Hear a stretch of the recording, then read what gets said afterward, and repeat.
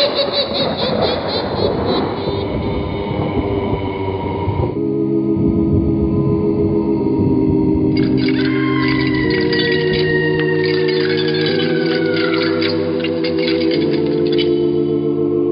Mysterious Old Radio Listening Society podcast.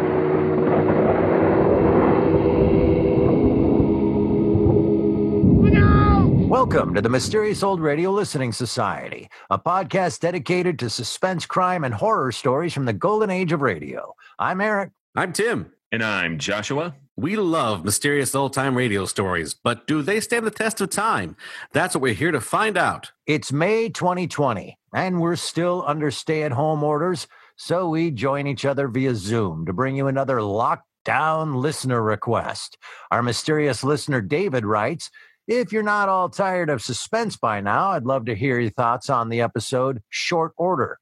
It's one of my favorite suspense episodes, and one I think you'll also enjoy. One of radio's most prestigious and longest-running shows, Suspense premiered on CBS in 1942 and continued to thrill audiences until its final broadcast in 1962. The show quickly gained a reputation for its mastery of the genre, attracting some of the golden age of radio's greatest talents, including the stars of today's episode, Joseph Kearns, Gerald Moore, and Conrad Binion. Before Joseph Kearns gained television stardom as Mr. Wilson on Dennis the Menace, he was one of radio's most ubiquitous character actors. He was a frequent guest on Suspense and, during the early years of the series, played the mysterious announcer known as the Man in Black. Gerald Moore is best remembered as Raymond Chandler's iconic private eye in The Adventures of Philip Marlowe, but also briefly starred as another literary detective, Archie Goodwin, in The New Adventures of Nero Wolfe. Conrad Binion began his career as a child actor with regular roles in Carlton E. Morse's One Man's Family and The Life of Riley, before landing the part of Butch in the popular comedy drama The Mayor of the Town, opposite radio legends Lionel Barrymore and Agnes Moorehead. Short Order was written by John F. Suter. According to Donald E. Westlake in the introduction to Murder Schemes, an anthology of classic detective stories, Suter began his writing career when he heard an episode of Suspense and thought he could do better. His first attempt at doing better was the play you are about to hear. Suter wrote at least one other suspense play, Fragile Contents Death, before turning his talent to prose writing. Since then, his award-winning crime and detective stories have been published in countless anthologies and mystery magazines, as well as the 1996 collection Old Land, Dark Land, Strange Land, stories by John F. Suter. And now, let's listen to Short Order from Suspense, first broadcast August 16th, 1945. It's late at night, and a chill has set in. You're alone, and the only light you see is coming from an antique radio. Listen to the sounds coming from the speaker, listen to the music, and listen to the voices. Now, the Roma Wine Company of Fresno, California presents...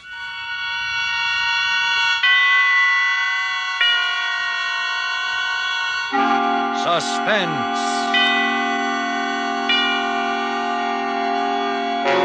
Tonight, Roma Wines bring you Short Order, a suspense play produced, edited, and directed for Roma Wines by William Spear. Suspense, radio's outstanding theater of thrills, is presented for your enjoyment by Roma Wines. That's R-O-M-A. Roma Wines, those excellent California wines that can add so much pleasantness to the way you live, to your happiness in entertaining guests, to your enjoyment of everyday meals. Yes, right now a glassful would be very pleasant, as Roma Wines bring you Short Order, a remarkable tale of suspense.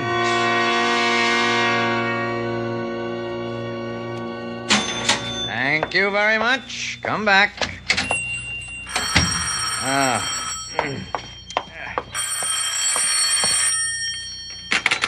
Bailey's Diner. Oh, this is Mr. Bailey speaking. Oh, I'm sorry. You're just a little late on that. Well, I hired a fry cook day before yesterday. I'm sorry I forgot to tell the newspaper to stop running that ad until this morning. I got a good man. No, one man's all I need. Just got a small place here. That's all right. Goodbye. See that, Johnson? You better keep on your toes. Oh, Plenty of Mr. people Bailey. after your job. If you're not careful, you know, something might...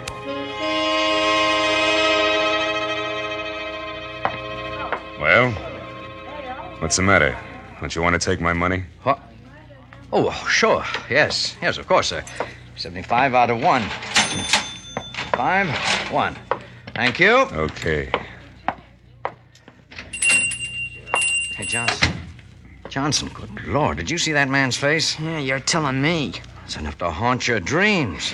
Kind of made you nervous, didn't he, Mr. Bailey? Well, after all, it's kind of a shock to look up and see you. Yeah, I noticed you hung kind of close to that gun you keep under the cash register. Oh, did I? Automatic reflex, I guess. Oh, the poor guy. I ought to be ashamed. Probably got that way in an explosion accident or something, you know. Yeah, looks like a plastic surgery job. Only some doctor like Frankenstein must have done the surgery. Yeah. Well, here you are. Enjoy this. Oh, thank you. Come back. Yeah. Yes, sir. He liked your cooking, too, Johnson. 2 deluxe sandwiches, 2 coffees. You know, that's not bad. Right.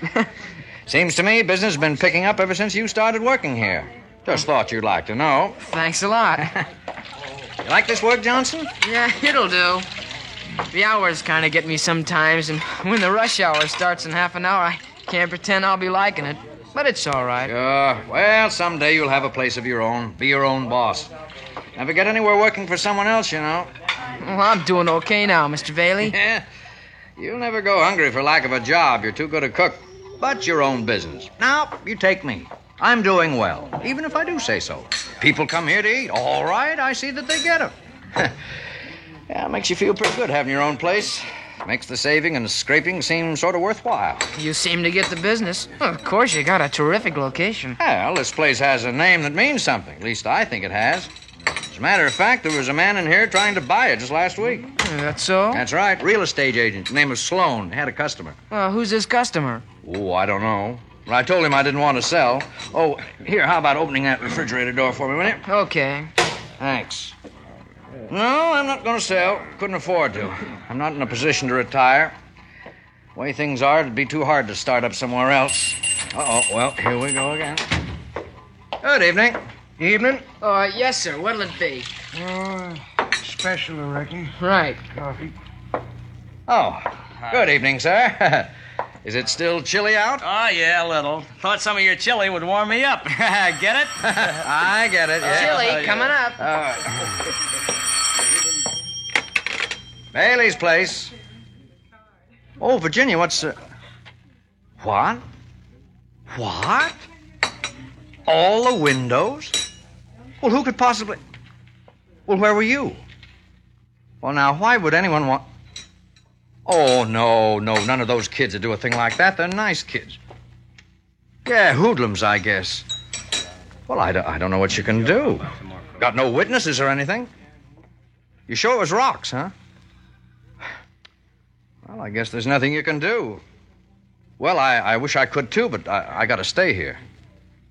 All right, dear, yes. All right, goodbye. Bad news, Mr. Bailey? Darndest thing. Hoodlums or something. They just broke every window in my house. I don't know what to think Hey, of. Bailey, this the new kind of bread you got here? Better than usual. Oh, you like it? Yeah. Well, it costs a little more. Oh, good evening. Hello? Good Lord. Yes. Yes, sir. What'll it be? Hamburger and coffee. Right. How'll you have the hamburger? Well done. Cream in the coffee? No. Black. Yeah, right. Hey, Bailey, come here a minute. Oh, yes, pardon me, will you, please? Hey, did you see the face on that fella that came in a minute ago? Yes, I did. It's pretty bad, isn't it? Bad, I'll say. Boy, I can stand a lot of things, but that gets me. Well, I've left half my meal on my plate. I was enjoying myself until that came in and sat over there. And I didn't want anything more. Oh, that's too bad. Oh, look, don't pay. Don't. No. It's not your fault. Maybe mine. Gee, how do you suppose he got that way? Oh, a burn, perhaps, or maybe some other kind of accident. I wouldn't know. Oh, boy, that's the worst I ever saw. It's too bad, whatever happened. Sure. Well, yeah, too bad. Yes, it is. Ketchup. Okay. Here you are. What? This little paper cup, where's the bottle? Sorry, but ketchup's hard to get. That's all we can serve anybody. Oh, profiteers. Will there be anything more? No. Okay. Your check and pay at the desk. Thank you. Hey, Mr. Bailey. Yes, Johnson. How's your luck? Well, sometimes good, sometimes bad. Why? The way I figure, somebody around here is sure gonna need plenty of luck. Why? I don't know. I just got a feeling. If that isn't bad luck for somebody sitting back there at the counter, I'll eat this grill here. And I never saw a recipe for making a steel grill tender.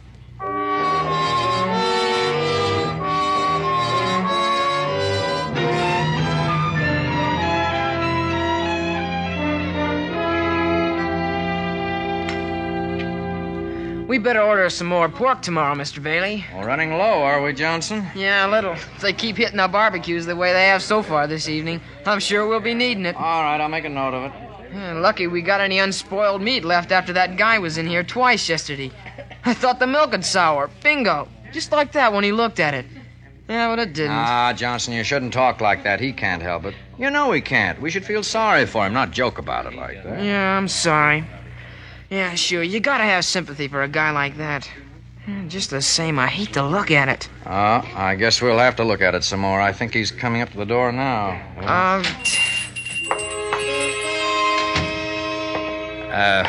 Good evening. Hello? Yes, sir. What'll it be? Hamburger and coffee. Make the coffee black. Right. Make that hamburger well done. Okay.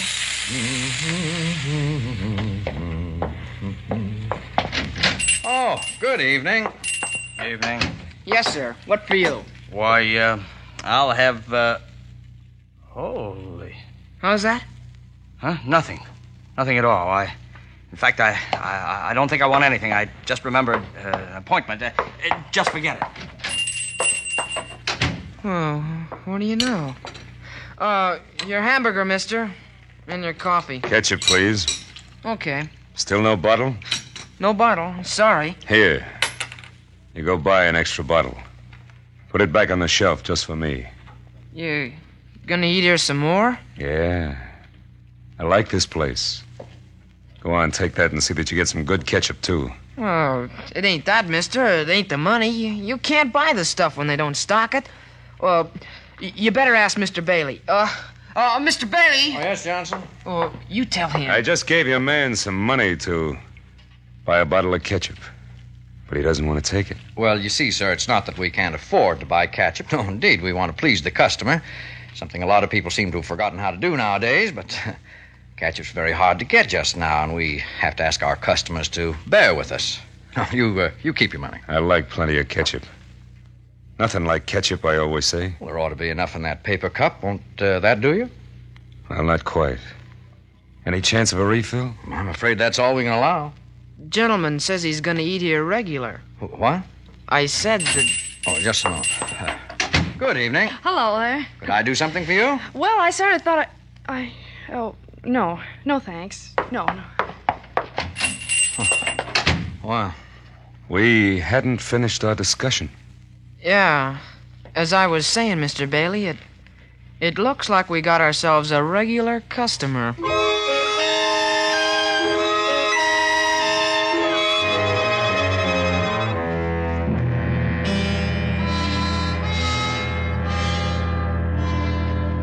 Three evenings now that he's been eating here, Johnson, and I wish you'd take a look at the figures.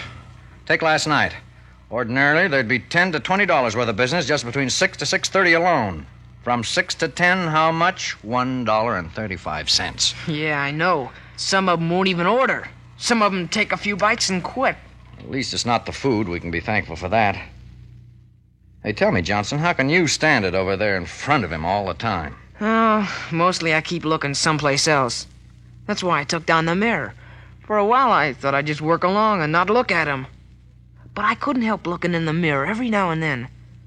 So I think maybe the customers could stand it better without the glass, too. If they get to the sitting down stage. Yeah, if they do. Well, anyway, I took it down. It might help if he didn't get up every now and then and walk over to the door to look out. People can't help seeing him then. Yeah. Takes him a long time to eat, doesn't it? Yes, it does. Hey, say, I've got an idea. What's that? Look, when he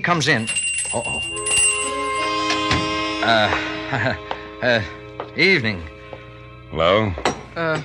Yes, sir? The usual. Right. Oh, by the way, Mr. What's your name? Yeah. Well, as I was saying, neighbor, we make a practice here for our special customers. Not just anybody, mind you, but for our special customers of sending meals out. Now, I was thinking, since you've become one of our regular customers, that perhaps you'd appreciate it if I'd send your evening meal over to you every day at your room. How does that strike you? No. Thanks. Rather eat here. But we don't have any comfortable chairs. There's no jukebox, no radio. That's okay. Don't miss him anyway. It's not very comfortable. A lot of food odor in the air. You know, sometimes I get sick of it myself. I like it. Not too many people around. Nice place. Suits me. Oh, then you're not interested. That's the idea. Hamburger and coffee. How about... Yeah, the ketchup. Here it is. Good. Nothing like ketchup, I always say.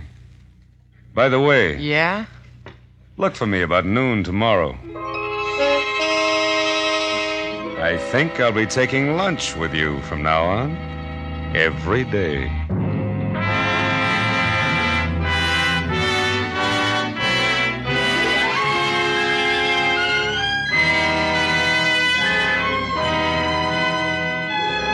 For suspense, Roma Wines are bringing you a cast of Hollywood's outstanding radio actors in Short Order by John F. Suter.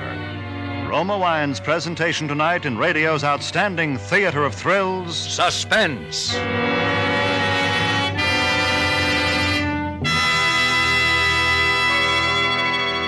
Between the acts of suspense, this is Ted Myers for Roma Wines. Elsa Maxwell is an acknowledged expert on the niceties of dining and entertaining. Recently, she said, "Gracious little touches can do so much to make meals more enjoyable. Dine by subdued light. If possible, adjust radio or phonograph for soft, mellow music. And as the crowning touch, serve well-chilled Roma California Sauterne." A most excellent idea from Miss Maxwell. Good Roma Sauterne is pale gold, delightful in bouquet, and even more important, exquisite in taste. Created in the Roma tradition, Roma Sauterne is always unvaryingly good. The goodness of luscious grapes selected at peak of flavor richness in sunny California's choicest vineyards, carefully pressed, then unhurriedly guided to perfection by the ancient wine skill of Roma's famed wineries. Good Roma wines are always delicious, yet cost only pennies a glass. Remember, because of uniformly fine quality at reasonable cost, more Americans enjoy Roma than any other wine. R-O-M-A, Roma Wines. And now, Roma Wines bring back to our Hollywood soundstage Joseph Kearns as Bailey, Conrad Binion as his assistant Johnson, and Gerald Moore as the stranger in Short Order, a play well calculated to keep you in suspense.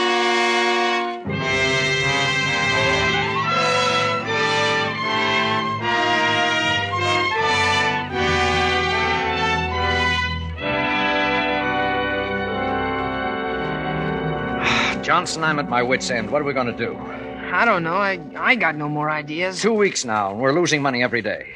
I could cook it so I wouldn't want to eat it. Well, you've tried that, haven't you? Yeah, twice. And it didn't work. Yeah, that's right. Well, I don't know what we're going... Oh, just a minute, Johnson. Okay. I'll check on the bun supply. All right. Hello, Bailey's place. Oh, yeah. Yeah, dear. Huh? Oh, no. Well, you must have misplaced it, honey. Every place? Well, how much was in it? Oh, no. Well, what are we going to do for the rest of the week? But I can't, honey. I really can't. Why, about $3 or something? I don't know. Well, I don't... You know, it's just dropped off during the last week. Oh, no, he's fine. Now, don't say that, honey. There's nothing the matter with Johnson. And I'm not going to get a new cook. What? Well, I haven't told you, but... Well, why don't you cut down on a few things once in a while? Oh, Johnson, is there any aspirin back there? Yeah, you want the bottle? Yeah, my head's splitting. Here it is. Oh, thanks. Here he is. Hey, now look, I got an idea. You back me up? What is it? Well, I'll try it, and if you don't like it, don't say nothing.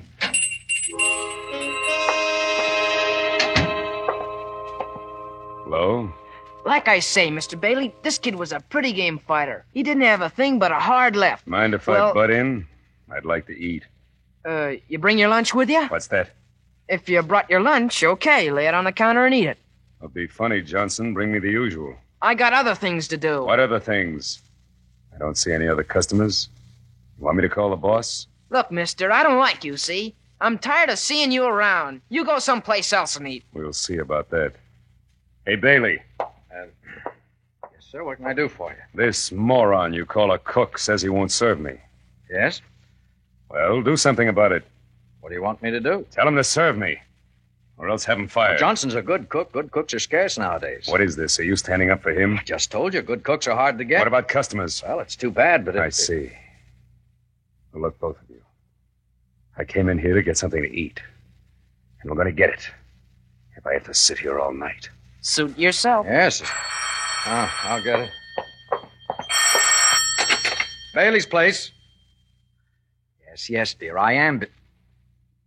What? Wrecked?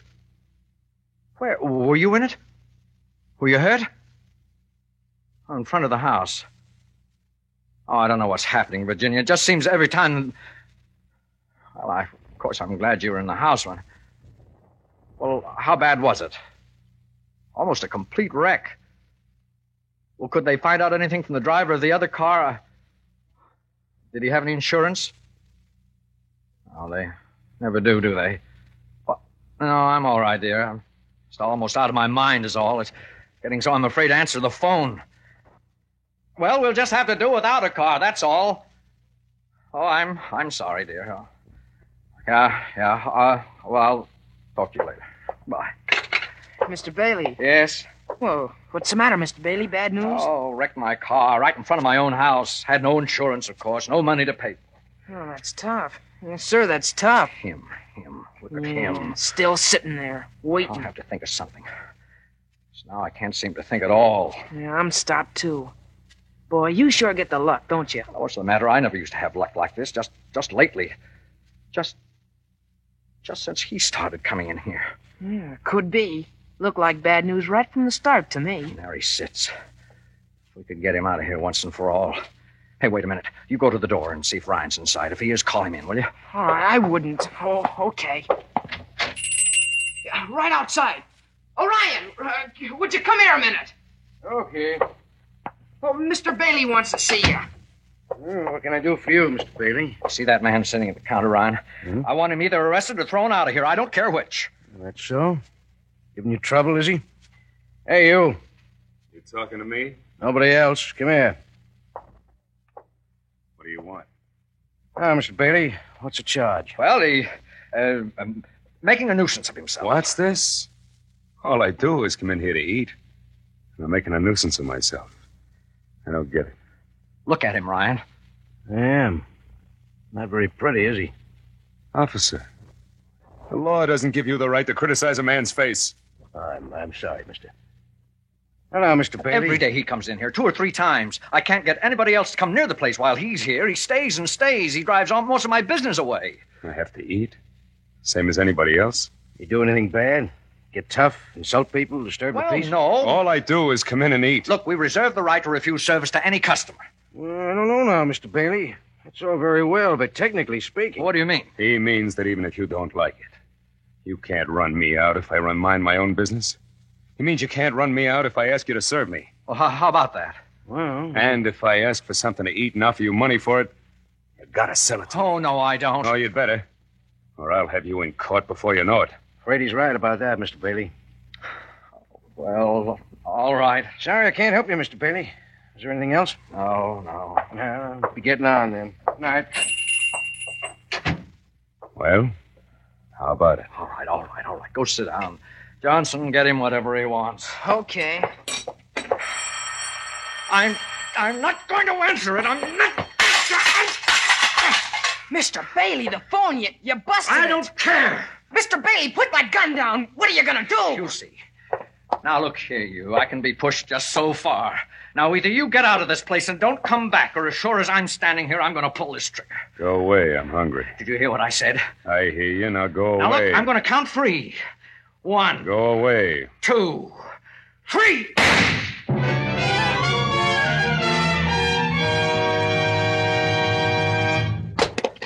Coffee. Black. I can't believe it. I shot you point blank. Good Lord! Don't forget the ketchup, you.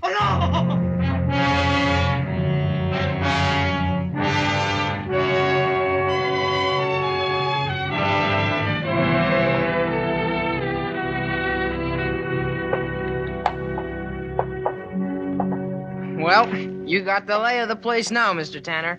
You figure on making any changes? No. Bailey had a good thing here. Better leave it just the way it was. We'll hold the trade easier if we do. How did he seem when the deal was closed? I can't say. I'll let the lawyers handle everything. He took a beating on the deal, or I don't know you. Oh, not too much. I figure he recovered about 70% of his investment. He was lucky. I felt sorry for him. You didn't talk to him at all, huh? No. Didn't even see him. You think he'd know you even without the makeup? Maybe. No use taking any chances, huh? Lucky I changed the bullets in that gun for blanks, or you'd be a dead pigeon. Yeah, I'm glad I foresaw that possibility. You might say I saved your life, huh? You might. Don't worry, Johnson. You'll be taken care of. I'm not worrying. I never had reason to yet, have I? No. But just for your information, Johnson, we haven't committed any crime. We didn't take this place away from Bailey by force. We didn't swindle him. I paid money right on the line for it. Just remember that. Oh, I will. Customer. What? Why, it's Mr. Bailey. Come right in. Hello, Johnson. Come on, have a seat. By the way, you know Mr. Tanner, don't you? He bought the place. Oh, I never met him. Glad to know you. A pleasure, Mr. Bailey. You know, there's something familiar about you. Maybe I did meet you someplace. I was in once or twice. Looked the place over before I had Sloan talk to you. Oh, that's it. Well, how are you making out? Just getting started. I'm sort of breaking Mr. Tanner in, you might say. Hope you had better luck than I did. I was doing fine until this man started coming in. Johnson knows the man I mean. Bad luck in person. If he ever comes back, you just better close up and go home. That's so? Yes, that's right. Well, it's a wonder I have any mind left. Tell the truth, I'm not even sure I do. Mr. Bailey, would you let me fix you something while you're in here? Huh? Oh, no, thanks. I'm not hungry. We got some good steak. Oh, thanks, Johnson. Not even steak now. Okay, you're the boss. Boss? No, not anymore. But I would like to step behind the counter one last time just to sort of look around. Do you mind, Mr. Tanner? Oh, come ahead. Thanks. Well, you haven't changed anything, I see. Not a thing. We intend to operate the same way you did. I think it'll pay. Thanks for the compliment. But I hope you don't draw my luck. How about some coffee, Mr. Bailey? You look tired. Coffee? Well, that sounds like a good idea. I don't mind if I do. Yours is cream and sugar, right? No, thanks. Black this time.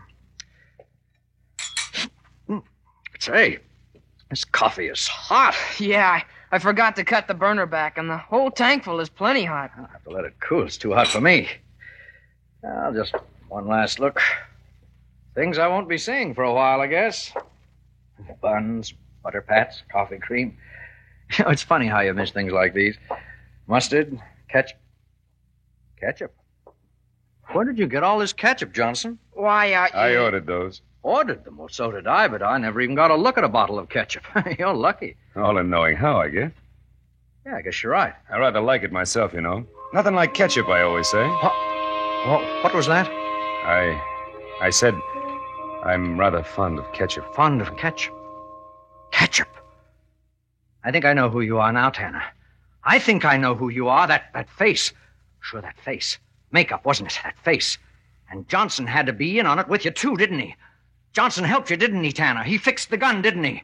Well, didn't he, Tanner? Now, Bailey, wait a minute. I can explain. Now, you admit it. I'm telling the truth. Isn't that so, Tanner? Isn't that so? Bailey, stop! Hold him off, Mr. Tanner. I'll get a cop. Police, riot! Help! Police! Coffee. You always take it black. Mr. Tanner! Good Lord, the coffee! His face! And then what is this? Oh, it's all right, Ryan. There's nothing wrong, Ryan. Nothing really wrong. That's not his real face, Ryan. He likes it that way. Don't let him fool you. What else do you want? Oh, yes, ketchup. Plenty of ketchup. Nothing like ketchup, I always say. Nothing like ketchup.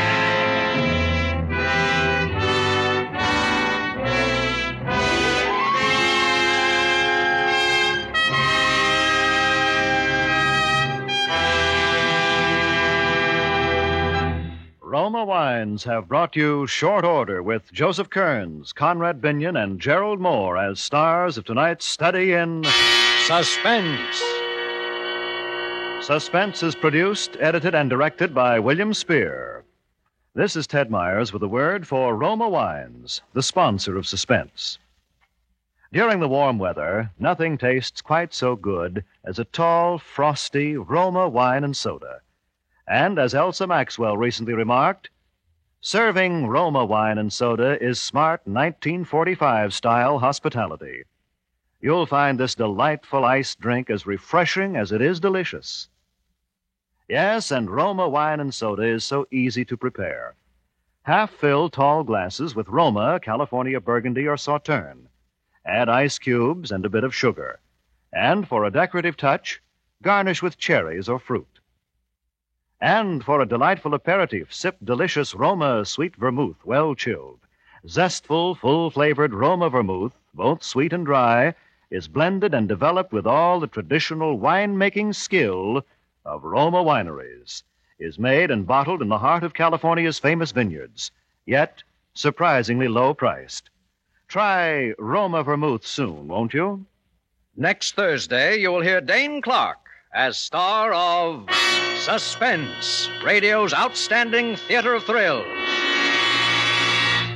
Presented by Roma Wines, R-O-M-A, made in California for enjoyment throughout the world.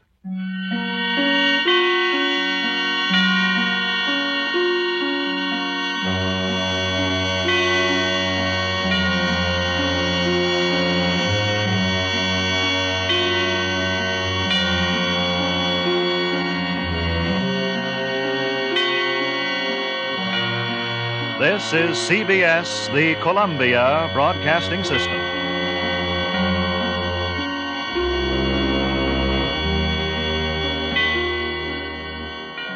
That was Short Order from Suspense here on the Mysterious Old Radio Listening Society podcast. Once again, I'm Eric. I'm Tim. And I'm Joshua. It was a listener request that came to us from David, right, who... You know, we've done a lot of suspense, and he wanted to know if we were tired of it. And the answer, David, right off the top is no, never. We all love suspense on this show, and everybody does. And if you don't, there's something wrong with you. He says at the end, though, it's one of my favorite suspense episodes. And then says the last line of that sentence, everything's going great in that email from David until he said, I think you'll also enjoy. Well, now we're stuck, David. Now, either we enjoy it or we say you were wrong. So let's find out where we're at. And just to give this a little bit of context, to just sort of build the suspense, David's one of our best fans of the podcast. He has submitted other episodes that we have not been that fond of. And so there's a lot riding on this, Eric. Oh, good. Quiet Please was the most recent suggestion from David. The somewhat controversial final episode of Quiet Please. Yeah. So all I'm saying is David is one of our biggest fans and biggest supporters. So just don't let that affect your opinion. Well, this was the best old-time radio show I've ever heard in my life. You know what? I'm going to step aside for a second and throw this out there. Initial thoughts, gentlemen, starting with Tim. When you start out in a story, if you like, in this case, I know suspense. I know phenomenally they just do amazing things. So it starts out with a lot of goodwill. And there are some stories that when they start, they will come right out of the gate paying you back for that investment of your eagerness and your belief. And some will ask you to keep investing. And I feel like this was a story that out of the gate asks you, like, stay with us, stay with it, keep investing. And it's burning up that goodwill clock. And so the trick of this one is by the time it gets to the end and it pays off and it twists, how much goodwill has it burned? And for me, it was close. I'd be tough to say. Just the initial and quite long section of this is a story about someone who has been physically scarred, having a tough time getting a meal. That's not quite right. It's about a retail establishment suffering because they don't discriminate against a guy, which is not necessarily great radio drama. But I have so much goodwill, I'm willing to go along with like, yes, spend that goodwill. Keep spending. So I'm a little bit on the fence. I'm going to say that I called this exactly, that this episode drove Eric nuts. Tim is on the fence. And I'm going to tell you right now, I think this is a masterclass in slow burn tension. I was engrossed from the get-go until the very end. And I think we'll all have turns to give our opinions. But I think it's a really idiosyncratic story. And so I get it if it's not your cup of tea or cup of boiling hot black coffee. And I agree with Tim. It does ask you to forgive some plot contrivances, but it's so good at what it does that I wasn't thinking about it till the end, which means the script won. Why don't you and David go do a podcast together? I couldn't agree more with Tim. And here's the slow burn of the whole thing. You do have goodwill. You have purchased a huge quantity of that with me because you're suspense. The performance and the acting and the production values are phenomenal. And you're waiting and you're waiting and you're waiting. And then the windows get broken. Ooh. And then the really scary guy who, by the way, a guy that not only is disfigured, horrifyingly apparently, but also comes with his own music sting. And I want to talk about that. I think that's another piece of really fascinating experimental radio drama. I don't think so. I think the guy just had a music sting.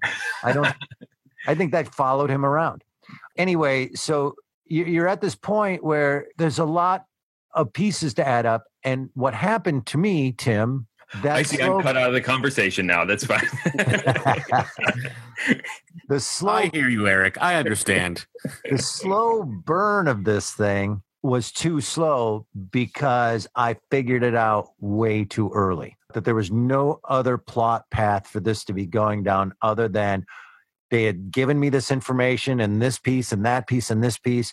And I had too long to think about it. And I went, oh, Johnson is in with the realtor and they're setting him up. And they're also draining him financially in other ways. 5-minute reveal earlier would have caught me. But I spent about 5 minutes going, get to the point where you tell me it's Johnson in cahoots with the realtor. Now, on the other side of that, then it takes another turn that I found really glorious in its horrificness, if that makes sense. The visual of the scene of the coffee being thrown on his face and the pain and the horrifyingness of it, it was a lot better ending than, you guys, you took my diner. So the twist of the gun being shot at him. Yes. Like I did not see that coming at all. Well, at that point, and rightfully so, and I think we were supposed to, oh, this is satanic, some supernatural being that is coming to pay him back for something he's done in his past life. I think the end is interesting because it has 3 endings. And I do think you're supposed to anticipate what's happening, that clearly this is some attempt to kill his business and get his diner. But where I think the suspense is that you don't know how it's going to play out. You've got the aw shucks cook. You've got the ticking time bomb in Bailey, and you've got this ketchup-loving monster.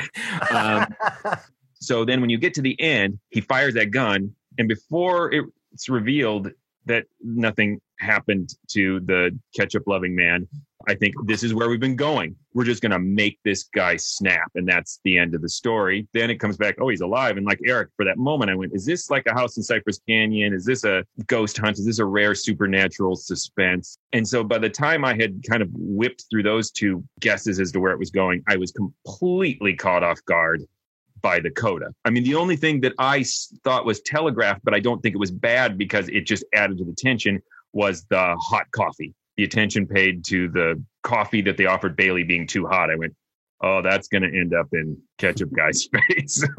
But I was like, no, they're not going to do that. No. So that anticipation added to it. I didn't hate this at all.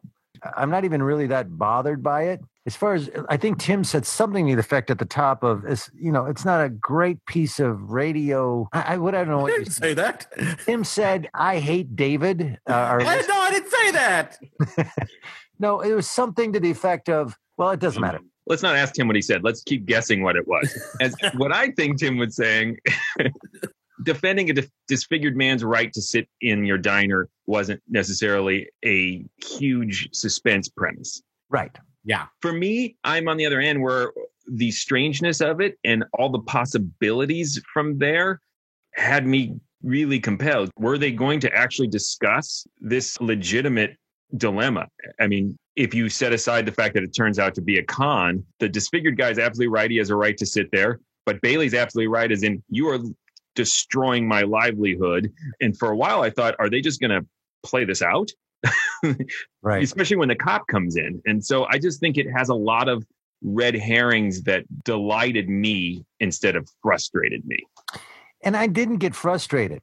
I want to be clear. I'm not frustrated by anything in this. But again, I did figure out what it was with a few minutes to go. I guess that's somewhat disappointing, but I don't think it's terrible. But you know what it is? This is what it is. I wanted it to be the devil. I wanted it to be supernatural. I wanted it to be, a ghost or a space alien, and because that's me. And when it's some jerk just took his diner, I was like, nah. But then he threw coffee in his face, and that was awesome. Can I talk a moment about the details, as in the that sting for a second? Yeah. And I realize it's one of those things, it's going to take some people out, and it took me out of it at first. But I also found it fascinating as a form of radio experimentation to try to come up with a sound that represents a specific visual, not a mood, right. Not the way a sting comes to tell you this is suspenseful. It's basically a form of conditioning where you want to hear this sound and immediately picture an image. And since a disfigured face doesn't have any real world sound the way a cash register does, so we immediately, when we hear a cash register, we think cash register. I just thought that was an interesting manipulation of the listener. I don't think it's a hugely successful technique because you don't see it used often because it can get confusing. Well, Eric's joke about it was a real sting he carried around with him because it confuses that diegetic, non-diegetic, like what is in universe sound and what isn't. But I thought it was really fascinating to deconstruct. I would like it better if it's like, oh, he's horribly disfigured. And how come every time he comes in, there's that weird music sting? I think that would have been funny. I like this episode. I do. I'm trying to figure out why I'm not punching the air, I guess. And I'm kind of turning to you guys to be like, I should love this more than I did. I feel like there was just one step. It felt like I skipped a stair or something because it had such a nice setup with these bits of vandalism, things going on at home, distracting him, and the sort of ambient frustration, well, not even ambient, just real frustration of my business is being ruined by this guy who's coming in and he's kind of demanding, but totally not being destructive or, he's within his customer sorts of behavioral bounds. And then seemed like it was that one more time, and then it went past that. It just seemed like there was a missing build in there, just one beat that felt a little too static. Like it just reestablished all that one more time without really raising it. I think Tim's pointing to a real thing. It just had a completely different effect on me. I agree with Tim about there seeming to be a missing escalation, but that added to my enjoyment because by skipping the structure I expected, it left me in a state of anxiety. Like, what exactly is going on? And because the actors are so good, those three are really, really good. They just suck you in and you sense that something terrible is going to happen. You even have a good idea what it's about. It's about this diner and about chasing customers off, but you just don't know who's in on it, who isn't, and who's going to be the first to snap. The fact that it didn't take that exactly when you expect it to escalation just made me nervous. I sat there for too long for me to be comfortable. And I can see how someone would see I was uncomfortable because I thought it was poor writing to leave me there, but it worked as suspense, whether intended or not, for me. Here's a weird thing. I want you two to imagine you're at work and your wife calls and tells you that all the windows in the house have been smashed And then you say, yeah, well, I wouldn't call the police because what's the point? I don't know what to tell you. I got to stay at work. I can't imagine that whole thing. Like, well, that's weird. Well, I'll be home when I can. Well, it depends on the neighborhood you live in. It depends on who you're married to. It depends on what your job is. Because I found all of that really relatable. It was one of the things that ratcheted up the suspense for me, because I feel like I've had that happen to me, not with necessarily broken windows, but where everything's on fire at work, either literally or figuratively. And on top of it, you start getting calls from home. Right. And things are on fire there too. And you're forced to choose between them or play triage.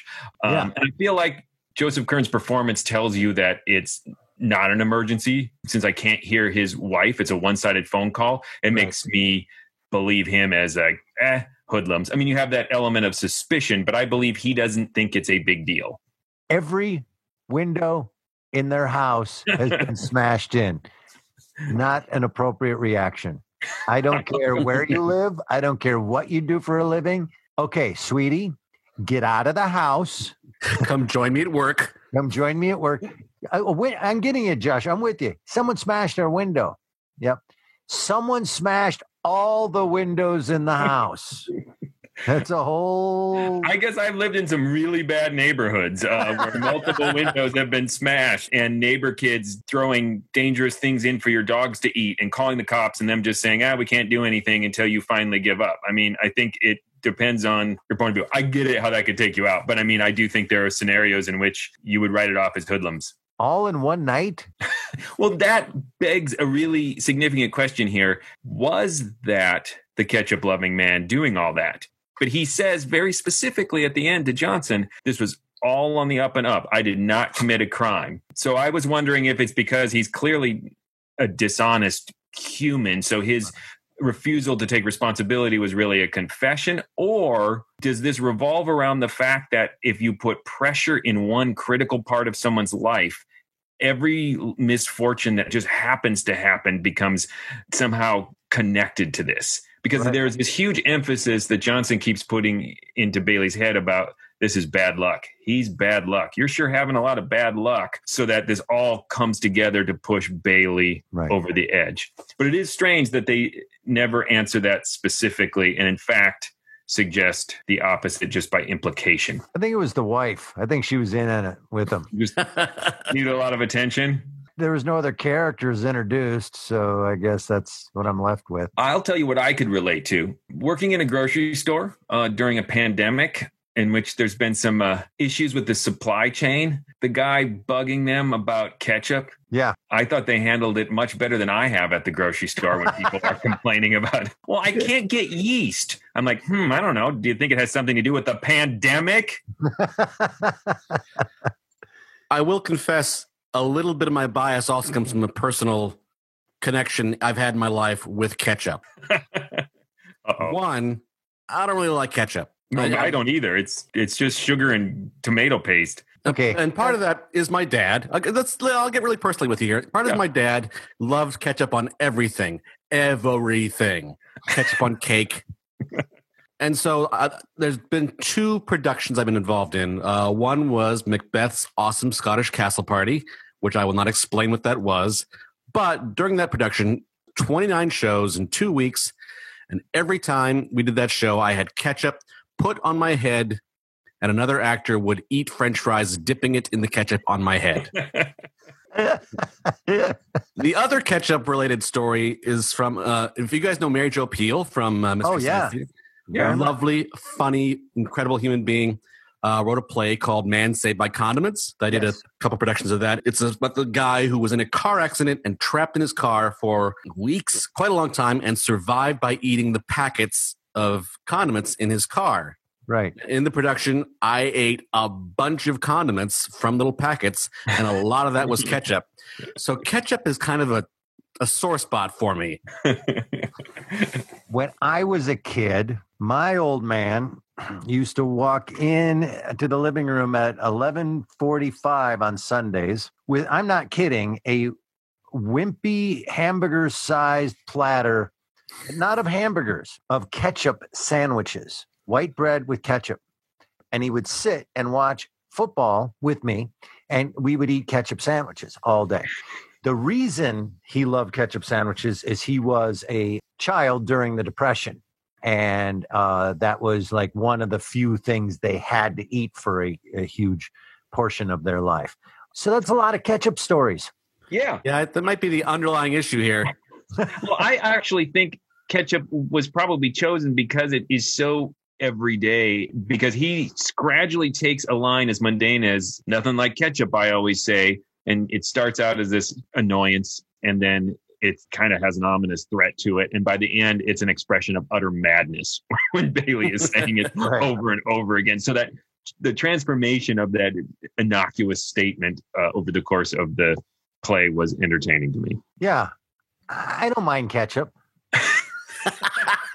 I mean, But what's interesting to me is that I thought he was just needling these guys, and ketchup turns out to be his Achilles heel. Yeah, he yeah. really likes ketchup, and he shot himself in the foot with ketchup. He Couldn't burned even himself fight in the his tongue face. in that moment. Yeah. Like if there's ketchup on something, I'm fine with it. But if someone says we're out of ketchup, I'd be like, yeah, okay. Well, are there any other thoughts, gentlemen? I don't know that I would say that Joshua has changed my mind on it, but I was intrigued by the rationale of the things that sort of bothered me were features, not bugs. I would agree with you 100%, Tim, that the things that were sticking with me that I wasn't embracing, I think Joshua had a really strong effect in this discussion with me going, oh, yeah. I think that's a interesting script writing take on things. So, yeah. Well, I'm going to risk ruining what you guys just said by saying one more thing. I should really end right there on, you're right, Josh. But one of the things that made me realize this is very intentional, like it or not, is that the first 40 seconds of this play is a masterclass in using sound and economical exposition to set place and character. It's just the sound of a cash register. Thank you. Come again. Door jingling, phone rings, footsteps leading to the phone to actually create a sense of space in the diner, picking it up, say, hello, this is Bailey's Diner. This is Bailey. So you know who it is. And it's to talk about his recently hired cook. It's not just establishing they work in a diner. It's structure for the plot. For everything. And that I timed it is in 40 seconds.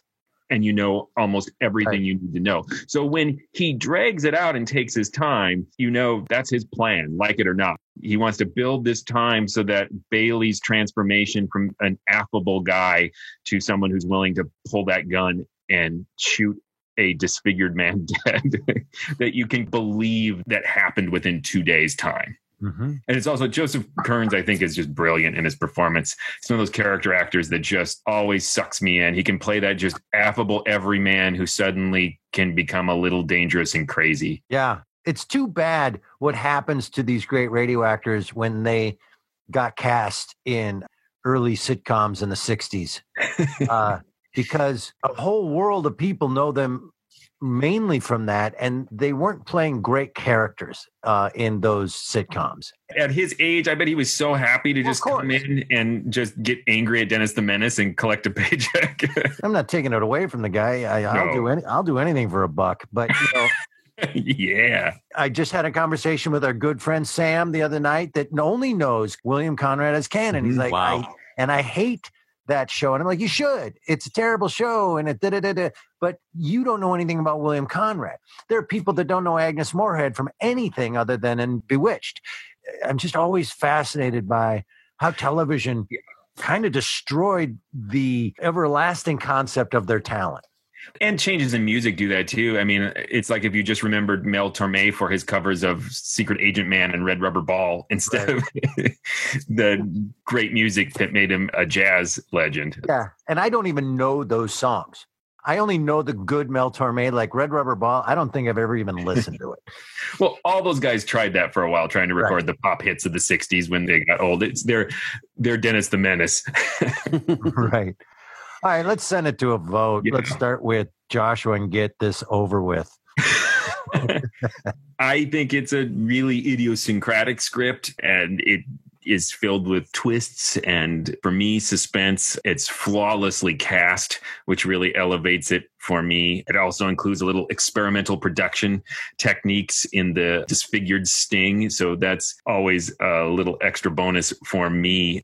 It's a classic just because it's so unexpected and does things so differently from how suspense usually does them, yet for me maintained suspense. I would say it definitely stands the test of time. In fact, it sounds, I think, quite modern in the acting style and the story. It's all very, very grounded and real. I would not call it a classic because I felt like some of the pacing asked more than I wanted to give. And I'm greedy with my precious time. Yeah, you're like, it's like ketchup with you. You just stingy. It definitely stands the test of time. I will agree with Tim. It has a contemporary feel to it. It really does. It does. I find it daring and experimental in its approach, and I give a lot of kudos for that. And I enjoyed myself for the most part, and it stands the test of time. I won't say classic, and it's definitely not my favorite episode ever of suspense. Here it is. It's good. It's the sorry wrong number of ketchup-related suspense episodes. I will give you that. Unquestionably. All right, Tim, tell them stuff. Please go visit ghoulishdelights.com. That is the home of this podcast. You'll find other episodes there. It's also a great way, if you have an episode you'd like us to listen to, ketchup or no, you can send us messages, leave comments on episodes, find links to our social media pages. Just let us know what you think. And if you have any requests, this is a good time to send them to us. Yeah, you can also go to patreon.com/themorals and support this podcast. We really appreciate it. We have some new perks related to our shows ongoing at Park Square. So you'll get a special access to those and a monthly Cliffhangers of Doom serial podcast and lots of other bits and pieces. Check that out if you're able to. And also go to iTunes and write a review. Yeah, we appreciate it. Speaking of Park Square Theater in St. Paul, Minnesota, we were under contract to do live shows with them for a long time until here in May of 2020. We are sitting in the pandemic times. And so we have altered the way we do things. And now anybody can come and purchase a ticket. What we're doing is you join us via Zoom. We do introductions, but we are recording them remotely and putting these shows together in studio. The difference is that we're either doing lost episodes or we're doing original works, or as we're doing in June, we're doing literary adaptations. And this month, if you were to go to parksquaretheater.org and purchase a ticket, you would hear our adaptation of The Great God Pan by Arthur Machen. And The Adventure of the Egyptian Tomb by Agatha Christie. So Tim and Joshua will be writing those. We'll be recording and producing those, and you can get your ticket at parksquaretheater.org. And it's a lot of fun. And there's a lot more that goes on with it. We're going to have dress-up times, and we're going to have cocktails we send out, recipes, and all sorts of stuff. So please join us for that. All right, what's coming up next? Next, we are continuing with our listener requests, and we will be listening to an episode from a series we have yet to feature on the podcast, Cloak and Dagger, a story called Delay en Route. Until then... Look out! Ketchup. Okay, here you are. What? This little paper cup, where's the bottle? Sorry, but ketchup's hard to get. That's all we can serve anybody.